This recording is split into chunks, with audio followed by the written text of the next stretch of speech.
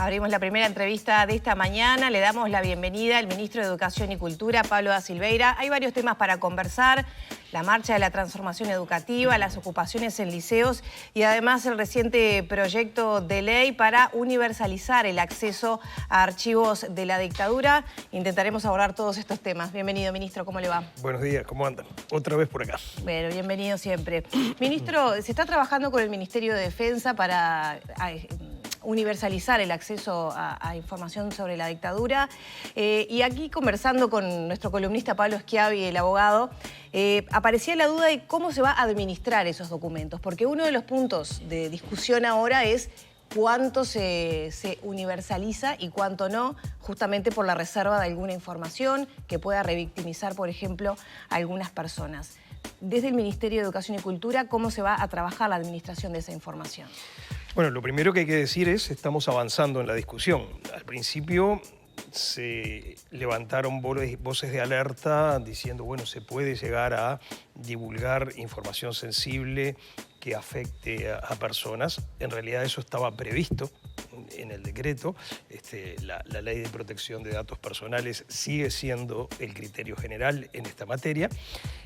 Y creo que eso quedó claro a esta altura. Entonces ahora pasamos a otra cuestión que es importante, que es, bueno, ¿cómo en la práctica se va a hacer eso? Que es una pregunta muy legítima. Pero me alegra en primer lugar que haya quedado claro lo otro, que esto se está haciendo con responsabilidad, con sensibilidad, con respeto hacia las personas involucradas. Siendo la pregunta, una de las tareas que tenemos por delante, que no se hizo hasta ahora, es la elaboración de protocolos. Esto no está bueno dejarlo en manos de una persona, ni siquiera de un grupito de personas, porque puede haber discrecionalidad, porque en realidad los criterios pueden variar de un caso a otro. Lo que tenemos que tener son protocolos, es decir, conjuntos de reglas en cuya elaboración participan varias personas, donde se consulta a varios involucrados, que definen cómo se van a manejar estos materiales. ¿Eso qué quiere decir? Que, por ejemplo, podrían estar tapados determinados nombres, determinadas identidades. Por ejemplo, pero que no se resuelva caso a caso. Que se diga, cuando se trata de tales cosas, la práctica va a ser esta. Algunos protocolos tienen que ver con eso, efectivamente. Otros protocolos tienen que ver con el propio manejo de la documentación para asegurar su integridad, para asegurar que nadie sustraiga nada, para asegurar que nadie modifique nada. Protocolos que no existían hasta ahora. Y esos en todo archivo que funciona bien, y especialmente en todo archivo en el que pueda haber información sensible como esto, es fundamental que eso esté claro, insisto, como hasta ahora no había ocurrido. Entonces, una vez que se apruebe la ley, que todavía no está aprobada, acaba de entrar al Parlamento, tiene que hacer todo su recorrido para ser aprobada, vamos a tener que hacer un trabajo muy cuidadoso de elaboración de protocolos. Probablemente vamos a tener que reforzar el plantel del Archivo General de la Nación. ¿Por qué el Ministerio de Educación y Cultura está involucrado en esto? Porque la documentación está en el Archivo General de la Nación, que es una unidad del Ministerio de Educación y Cultura. Entonces vamos a hacerlo de la manera más profesional, de la manera más garantista y de la manera que asegure, en la medida en que sea humanamente posible, que acá no vamos a someter las decisiones a la discrecionalidad de lo que opinen algunos o que opinen otros. Que se generaría un comité, ¿cómo estaría integrado? Porque los comités tienen que ser para la elaboración de protocolos, eso es lo primero. Insisto, uno ya arrancó mal si dice esto vamos a resolverlo caso a caso. Lo que tenemos que tener son reglas que digan desde quién accede, en qué condiciones, cómo se verifica, cuál es la documentación que cada persona consulta, cuál es el estado de esa documentación cuando se le entrega, cuál es el estado de esa documentación cuando esa persona deja de trabajar, y luego a la hora de hacerlo público, qué criterios va a haber, por ejemplo, en qué casos se van a tachar nombres, que es una práctica muy frecuente. Por ejemplo, el nombre del declarante cuando hay razones para pensar que esas declaraciones fueron obtenidas en situaciones de tortura o cosas por el estilo. Eso no quita, y me quiero ser muy claro en esto, eso no quita que la divulgación o el libre acceso a esta información pueda generar algunas situaciones incómodas. Y quiero poner algún ejemplo. Por ejemplo, una de las piezas que aparentemente están en esta información son listados de informantes al régimen militar. Esas listas pueden no ser 100% confiables. Por ejemplo, porque alguien que está trabajando en inteligencia quiere dejar satisfecho a su superior y pone como informantes a gente que en realidad no es informante. Bueno, esas cosas pasan y ahí habrá discusiones y habrá quien diga esto no es así, pero la verdad... Pero, por ejemplo, esas listas estarían públicas. Sí. No pasarían por criterios de lo que usted mencionaba, de protocolos. Nombres Va a haber iban a protocolos estar. generales, pero esas listas no son obtenidas en ningún interrogatorio. Eso es un informe de un funcionario a sus superiores. Así comparte la postura y lo que señala Javier García, el ministro de Defensa, hoy lo publica Búsqueda, respecto a las críticas de la oposición, ¿no? De dar a conocer y lo que puede ocasionar muchas veces con estas personas. Dice, la oposición no quiere publicar los archivos de la dictadura porque puede quedar demostrado que muchos que cuentan la historia como ángeles en realidad terminaron siendo demonios. No leí todavía esa entrevista, no sé en qué contexto el ministro dice eso. Bueno, pero el concepto es como que... A mí, personalmente, no me gusta atribuir intenciones. Yo creo que lo que hay que hacer es... Tenemos una situación, tenemos algo que hay que manejar, tenemos que discutir criterios y tenemos que definir los criterios más razonables que significan un doble respeto. Respeto a las personas que puedan aparecer involucradas en esos archivos, pero también respeto al público en general. Y respeto al público en general significa crear las condiciones para que haya un acceso como no ha habido hasta ahora. Estos documentos llegan al Archivo General de la Nación en 2008-2009. En 2011 se aprueba una resolución por la que se define que esos archivos van a ser reservados por 15 años. No se sabe muy bien por qué. No se podía acceder a ellos ni siquiera con un pedido de acceso a Bueno, información pública. se abrieron luego algunas puertas por las que había acceso. Uno son los pedidos de acceso a la información, pero no convengamos que no es un instrumento demasiado extendido que use todo el mundo. Eso lo usan ustedes los periodistas, podía obviamente la justicia pedir información y en ese caso se daba, y podían los familiares. Pero, por ejemplo, sabemos que parte de esa documentación fue examinada por otras personas, historiadores, gente involucrada en el tema, y demás. ¿Por qué algunos sí y otros no? Esa es la pregunta importante. ¿Con qué criterio se decidió que fulano de tal sí, pero el resto de los uruguayos no? Pero hoy únicamente pueden ingresar historiadores, periodistas, determinar... Esos son los canales seguros. Personas. Sabemos que otra gente accedió por decisiones discrecionales. Y eso es una de las cosas que queremos enderezar en esto. Por respeto, ya no a los que aparecen involucrados en los documentos, por respeto a los uruguayos. Si ese documento contiene información valiosa sobre un periodo fundamental de nuestra historia, entonces tenemos que facilitar el acceso en las condiciones adecuadas a quien quiera verlo, con reglas que sean las mismas para todos. ¿Considera que hay información valiosa que llene vacíos informativos que hay actualmente? Aquí desde familiares nos dijeron que no había demasiadas expectativas con lo que podía aparecer allí. No sé, yo no conozco el contenido de los archivos. Lo que sí sé es que esa pregunta tiene que poder ser respondida por cualquiera que se la plantee. Porque además, esa pregunta, así como tú la acabas de formular, tiene un contenido valorativo. ¿Qué es importante, qué no, qué es valioso, qué no? Y puede haber más de una opinión. Puede haber más de una opinión. ¿Qué es confiable, qué no? Un informe como el que acabo de decir, producido por un oficial de inteligencia, ¿en qué medida es confiable, en qué medida no? No tiene por qué haber una sola respuesta a esa pregunta. Esas cosas son materia de evaluación. El objetivo de madres y familiares es tener información para encontrar los restos de los detenidos desaparecidos. Ojalá aparezca algo.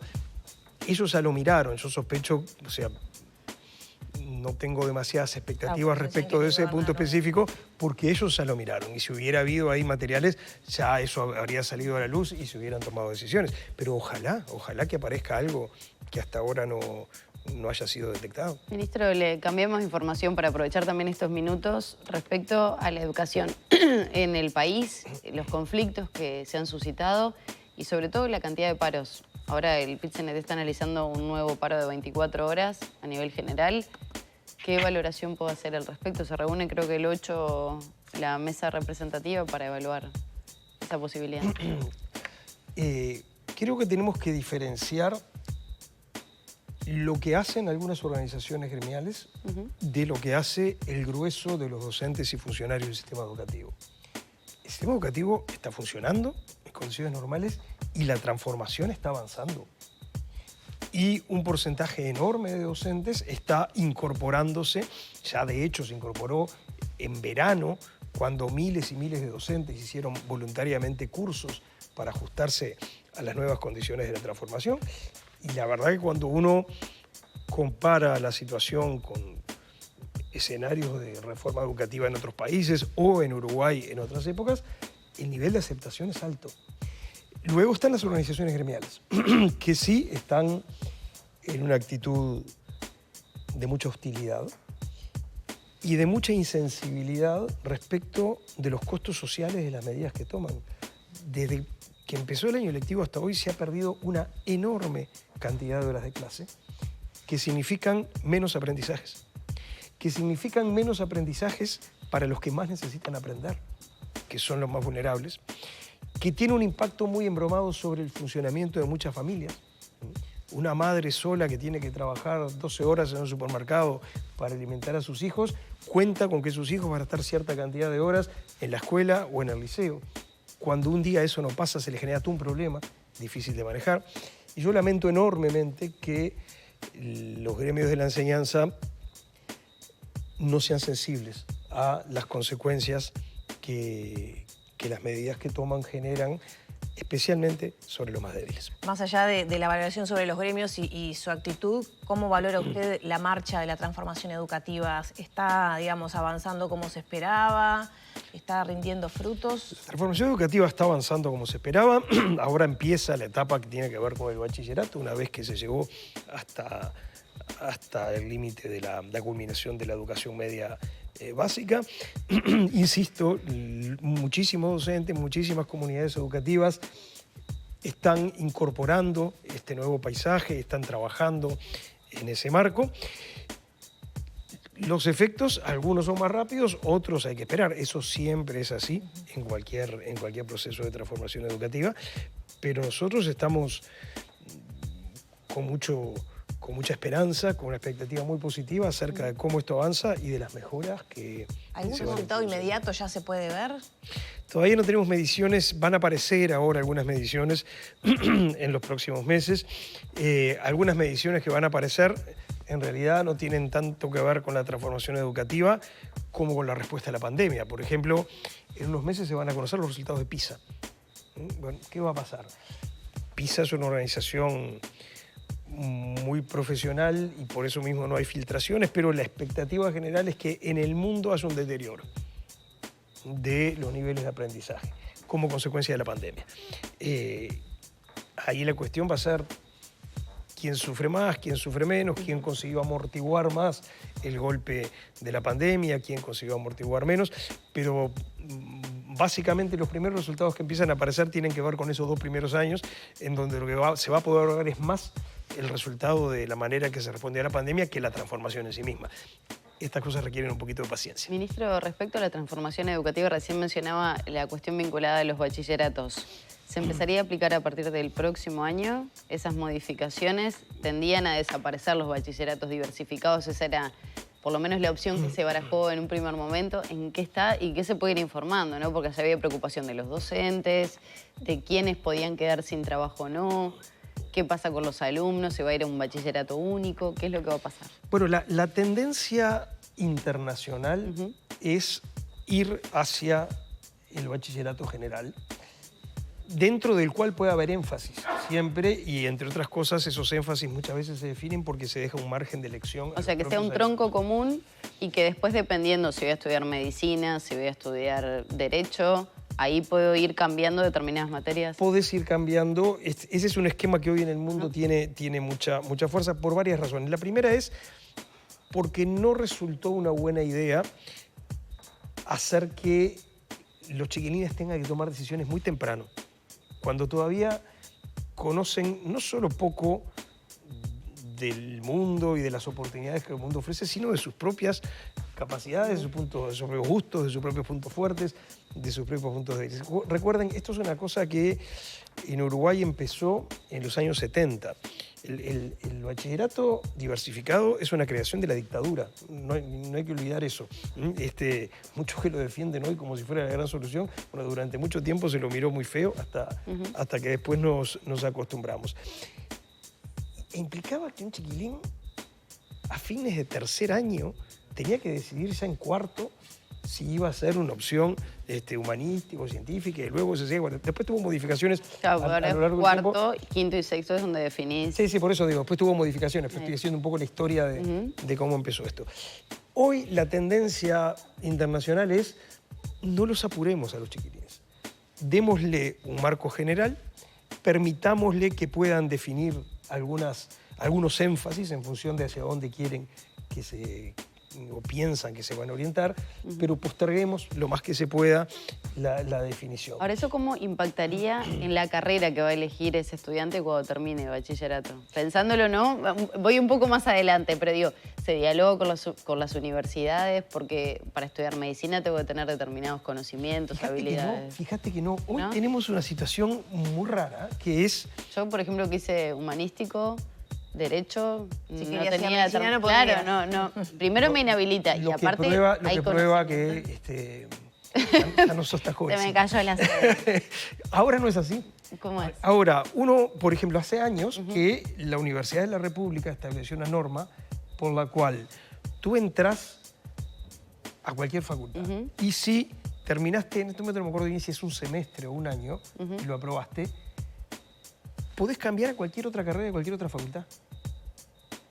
Podés entrar a Derecho y cumpliendo esa condición, podés terminar en Ingeniería sin dar ningún curso, sin dar ningún examen. Eso ya es así de hace algunos años.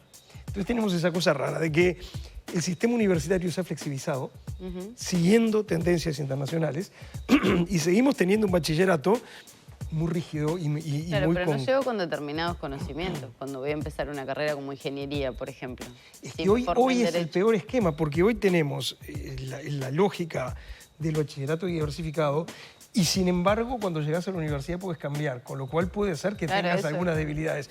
Si vos haces un bachillerato general, asegurás un piso mínimo en cualquier orientación que elijas después, más énfasis particulares. Y que pasa muchísimo, ¿no? En los estudiantes. Cada vez más.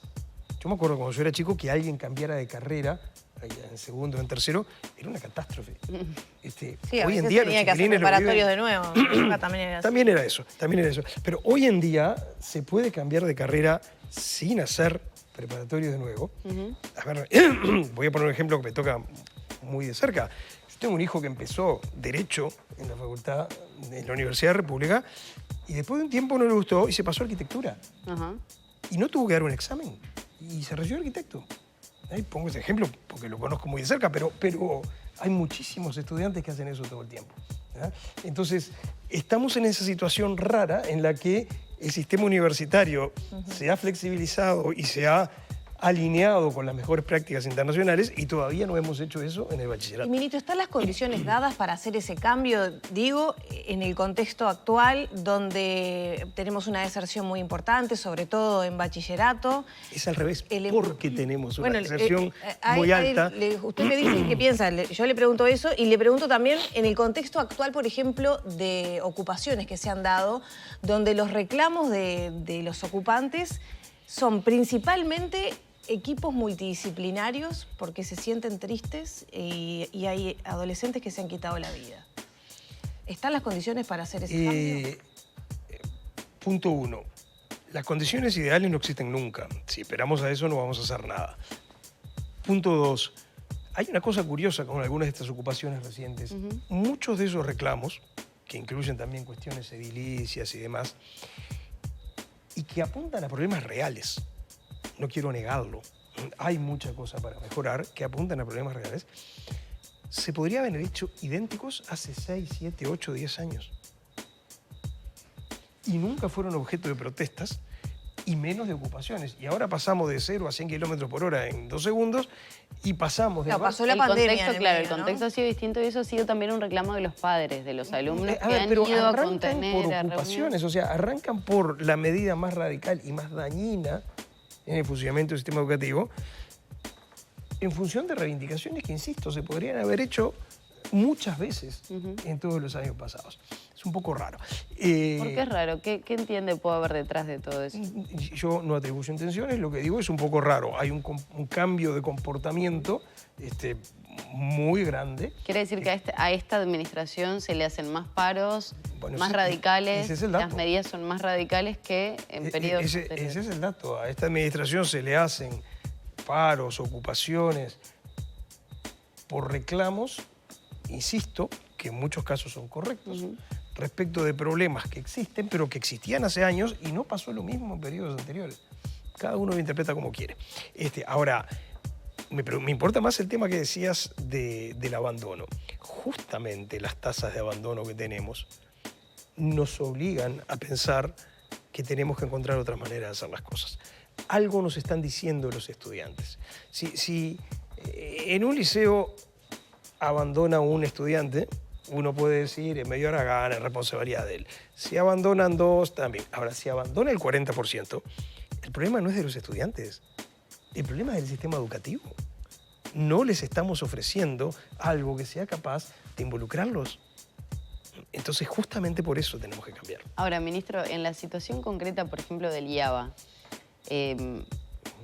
creo que casi todos estuvimos algunos días siguiendo el tema, de cerca, hablando con estudiantes, hablando con docentes, y uno de los planteos era, este director justamente tenía una cercanía con los alumnos, tenía un diálogo, tenía otra forma de ver la situación de ellos, de los planteos que se hacían, cómo se tomaban.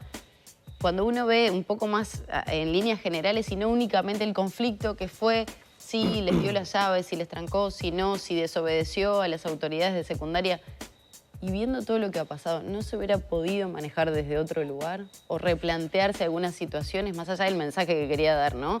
Las autoridades, que es, hubo una desobediencia, una insubordinación, hay que tomar medidas en el asunto. A ver, con el diario del lunes yo digo que sí, y me hubiera gustado que esta situación no hubiera llegado a los extremos a los que llegó, y me hubiera gustado que algo que es muy razonable se hubiera podido llevar adelante con el acuerdo de todos. Ahora, el problema es que una vez que pasan ciertas cosas, uno, sobre todo las autoridades, no pueden hacer como que eso no pasó, porque quedan omisas. Si un director desobedece una instrucción que recibe de la autoridad legítima, porque un director es un funcionario sometido a jerarquía, y no solo eso, sino que lo deja estampado en un acta y la firma, las autoridades no tienen más remedio que actuar, porque si no están ellas omisas y se han sentando un precedente muy embromado. Entonces, sería ideal no haber llegado a eso, pero sería ideal haber parado mucho antes.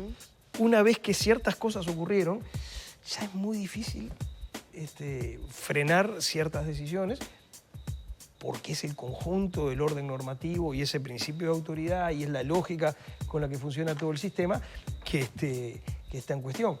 Y podemos discutir esa lógica. Y podemos, yo personalmente, no es ninguna novedad, lo he dicho, lo vengo diciendo públicamente hace muchos años, yo soy partidario de una lógica de funcionamiento mucho más descentralizada en el sistema educativo.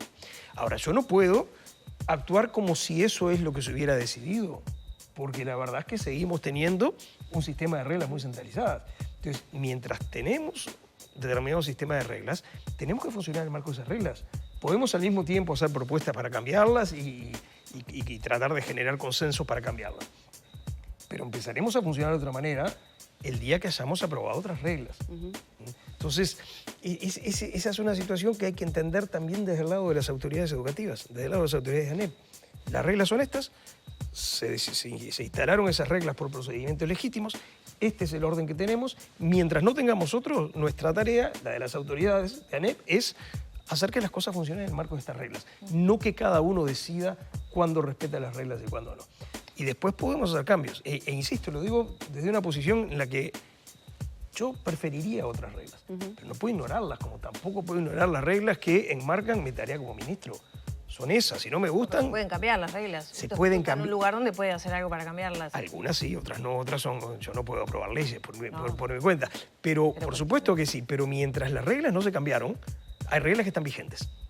Y uno tiene que funcionar en el marco de esas reglas, te guste o no te guste. Y me parece que entonces, sí, claro, creo que es más, te digo algo más, yo creo que todo lo que hay en torno al IABA podría haber sido objeto, y ojalá, yo creo que estamos a tiempo todavía, de un proceso de transformación que dejara contento a todo el mundo. Porque hay problemas de seguridad. Tenemos más de 2.000 personas todos los días metidos en ese edificio y una vía de entrada y salida, lo cual es muy peligroso. Hay problemas patrimoniales, porque vamos a recordar que esto empieza por decisiones muy locas, como en un edificio que es monumento histórico, agarrar una puerta de bronce, que es una belleza en sí misma, y soldarla. Soldaron una puerta que es un objeto súper valioso, parte de un edificio que es un monumento histórico, para convertir un corredor en un salón, desnaturalizando no solo el diseño original, sino la lógica de circulación que estuvo prevista por el arquitecto, que además es una gloria de la arquitectura, que diseñó el IABA. Entonces hay para atrás un montón de decisiones mal tomadas. Y hay muchas oportunidades para mejorar y demostrar respeto y sensibilidad hacia un edificio que tiene que ver, por supuesto, con toda nuestra historia educativa, que es un emblema de la educación pública en Uruguay, pero que además tiene un valor patrimonial muy grande. Y desde el principio hubo cosas claras como que no se quería dejar a los estudiantes sin un espacio para que tuvieran un salón gremial. Lo que se trataba era de modificar el conjunto. Entonces, cuando uno mira todo esto, uno dice, ¿y si las cosas se hubieran hecho un poco diferentes, capaz que todos terminábamos festejando el cambio? Bueno, ahora estamos donde estamos, hay que tratar de que las cosas lleguen al mejor puerto posible. Gracias. Ministro, muchas gracias por estos minutos. Un gusto y gracias por la invitación. Cerramos por aquí la entrevista con el ministro de Educación y Cultura, Pablo da Silveira. Ya son las 9 de la mañana, 22 minutos.